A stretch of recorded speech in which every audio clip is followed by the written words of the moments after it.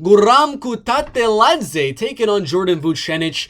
And this is really, really interesting because obviously Guram, won his debut 4 years ago against Mateusz Gamrot on short notice when Gamrot was undefeated. Since then, Gamrot has only lost to Beneil Dariush, which is absolutely freaking insane. That's the only other guy to beat him, and he's got to win over Arman, but Guram was able to beat him, and now Guram's on a 2-fight losing streak to Damir Ismagulov, who's no longer in the UFC, and then Elvis Brenner, who's also on this card, actually, which is kind of interesting. But yeah, only 3 fights in 4 years, so he's been dealing with a lot of stuff, some injuries, some setbacks and things, and hasn't been able to be as active as he wanted to. But he's got a little bit of a silver lining herein.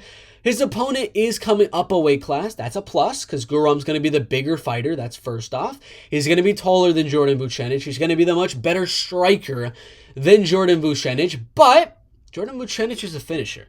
If there's anyone out there right now that can come in on short notice and in round 1, round 2 have a great shot at pulling off an upset, it's Jordan Vucenic, who is on a 4-fight round 1, round 2 submission streak. He's got rear nakeds, he's got Kimuras, and he's coming off a guillotine.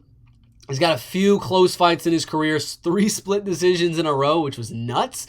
Back in 2020, 2021 with Morgan Charrier, who's in the UFC, and Paul Hughes, who's the big signing over there in PFL. So again, Jordan Vucenic probably has more finishing ability than Guram. I haven't really seen Guram have that killer instinct in any of his UFC fights. To be honest with you, he hasn't really been going for the knockout, hasn't been going for any submissions. So again, I think if there's a finish, probably Jordan gets it. But again, Guram's a lot bigger in this fight. He's the lightweight. Jordan just fought, how long ago? 6 days ago.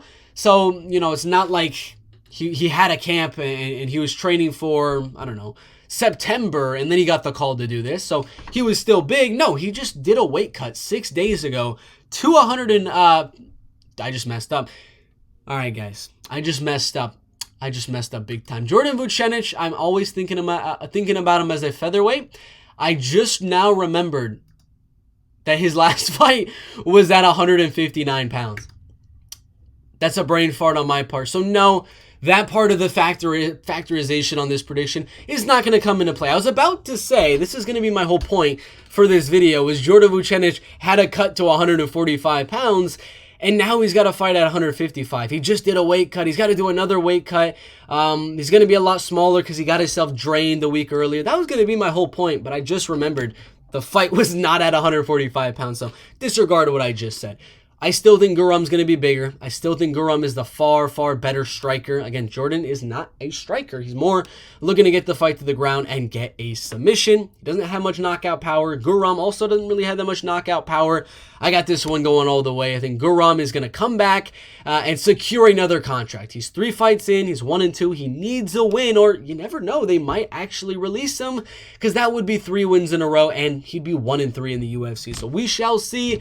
I do expect this to be fun because Jordan, at any moment, if he's losing the striking, he's going to make it interesting, going for submissions, going for the finish at all times. And Guram, we saw in the last fight, kind of wilted a little bit later on as the fight went, so maybe Jordan can put on that pressure late and have a little bit of a comeback. But personally, I got it 3-0. Guram winning every single round, outstriking Jordan Vucenic in what will be a striking match, in my opinion. Guram, unanimous decision.